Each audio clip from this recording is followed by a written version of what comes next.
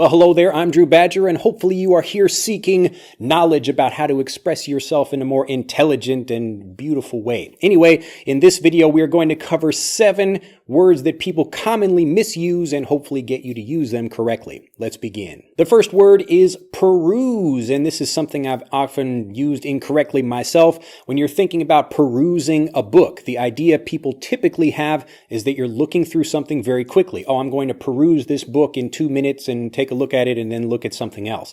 But what the meaning of peruse is actually is the opposite. So you want to peruse something, it means to carefully look through something. You really want to look through it. You want to linger through the book to peruse that particular thing. So I'm perusing an article. I'm perusing a book. I'm looking through it and giving it my full attention. To peruse. Peruse. Now, this next one is just something I thought I would throw into the lesson because it's a common thing that native speakers misuse, but it's also just a fun, interesting fact. And this is the word peacock. Peacock. Now, peacock is actually the word for the male of a species of peafowl. And so peafowl is the name of the kind of bird, but peacock is just the male. If you're looking at a female, you would say, oh, that's a beautiful peahen. A peahen. Just like a chicken, we've got a hen and a rooster. We've also got a peacock and a peahen. But the two are in the species of bird called a peafowl. Peafowl. Next, fortuitous. Fortuitous. Listen carefully to how this blends. Fortuitous. Fortuitous. So it's fortuitous. You can pronounce it like that, but people say it quickly and blend it in a conversation. Fortuitous. Fortuitous. Now, it sounds like fortune. So people often think that it's maybe describing something that's very lucky. So, it was a very fortuitous thing that my friend came and gave me like some lucky thing or gave me a whole bunch of money or something like that. Now, it might mean something that's lucky, but fortuitous just means something that happens by accident. So it was like a very fortuitous thing that I was outside and maybe I had an umbrella and it started to rain. So in that sense, it happens to be a lucky thing, like it's fortunate for me, but we're only describing fortuitous, or we're only using the word fortuitous to describe maybe just something that's like a coincidence that happened that time. Fortuitous. Fortuitous. Next, we have a word that's really abused and overused and used incorrectly, especially by younger native English speakers. So as a learner, be careful that you don't make these mistakes as well. So this is literally. Now listen carefully to the pronunciation of this. Literally. The pronunciation, really, we could say literally, but the pronunciation becomes literally, literally, literally. Listen carefully. I'll say it really slowly.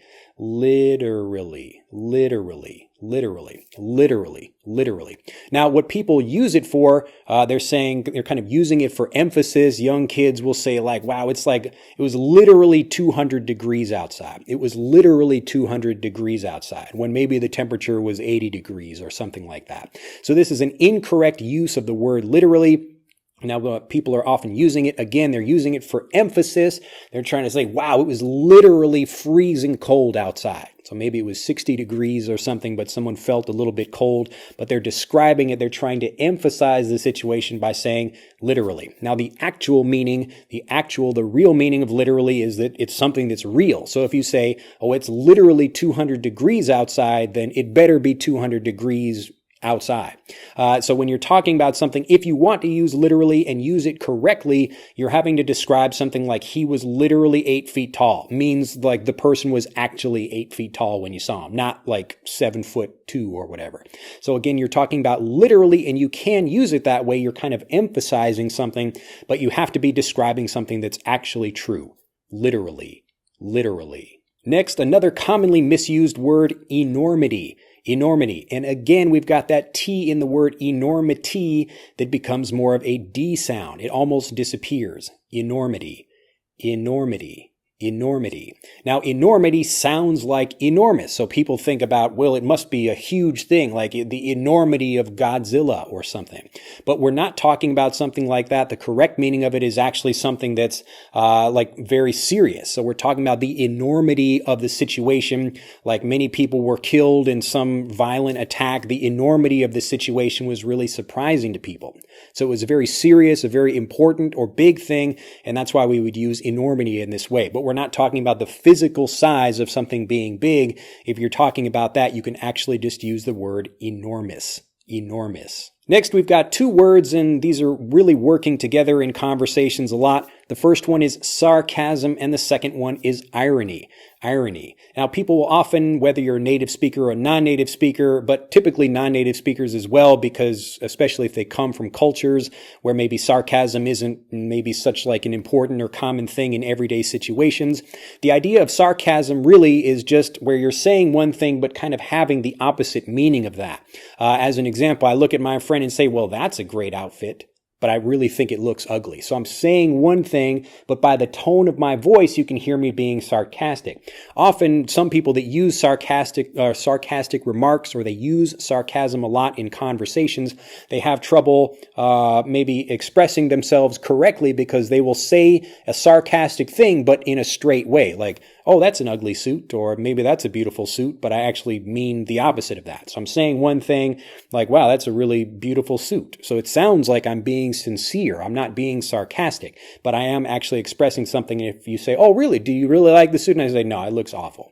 And now that's a really mean thing to say to somebody, but again, I'm using sarcasm, and this is just typically you would use it with people in a friendly way, people that you know quite well.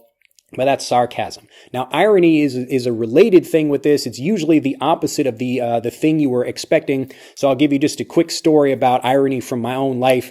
Back when I was in college, I was in a dorm room that was above a cafeteria, and I was up there just like with some friends of mine, and we all walked down for dinner, and we were waiting in line, and I see this sign on the door that says like you have to have shirt and shoes in order to come into the dining hall. And I started looking at that, and I pointed out the sign. I told everybody, I was like, everybody, look at this sign over here. What idiot would come down here without like shoes on? Well, like what idiot would go in there? Because you often see these signs in front of restaurants too. Like if you go into McDonald's, it will say no shirt, no shoes, no service. So you have to actually be wearing clothing and shoes. But this makes sense because most people would not walk into McDonald's with no, well, maybe some people would, I don't know. But in the case of the cafeteria, so I'm pointing out this sign, I'm saying, what idiot would do that? And then I looked down and I remember I had no shoes on. So I was the idiot. So that's irony right there, where something kind of the opposite is affecting me, or the opposite of whatever the expectation is. So that's irony. And our last one is notorious, or you often hear it kind of said as notorious, like the notorious killer, notorious. Now, it doesn't necessarily mean just like famous, like, wow, he's like a notorious actor. The idea of notorious means it's something evil or bad or maybe dangerous. So a notorious gangster means like famous for doing something, stupid or doing something bad. So you wouldn't talk about like a famous actor unless they did something bad. You wouldn't call them a notorious person, but you would call them like notorious if they're famous for doing something bad. So you got both of these there, like the famousness plus having done something or being known for some kind of negative reason. Well, that's it for this lesson. If you have enjoyed it, do click that like button, become a subscriber to the YouTube channel, and try using these incorrect sentences the correct way in the comments section below. If you don't practice, you won't improve, and we'll just have all wasted our time here. So go down below,